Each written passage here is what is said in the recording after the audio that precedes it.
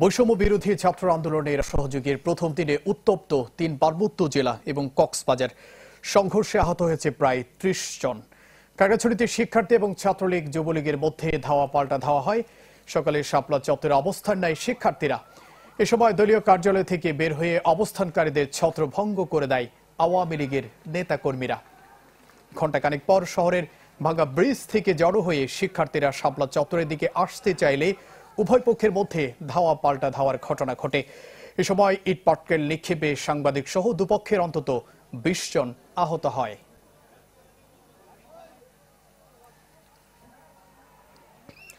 রাঙ্গামাটি শহরের new market এলাকায় জড়ো হওয়ার চেষ্টা করলে পুলিশ আন্দোলনকারীদের দাঁড়াতে দেয়নি।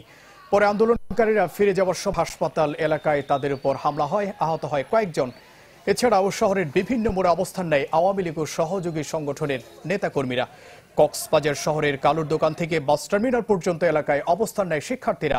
সড়কে টায়ার জ্বালিয়ে বিক্ষোভ করেন তারা। বান্দরবনের শিক্ষার্থীরা রাস্তায় না নামলেও পুলিশ মোতায়েন রয়েছে, বিভিন্ন পয়েন্টে রয়েছে বিজিবির টহলও।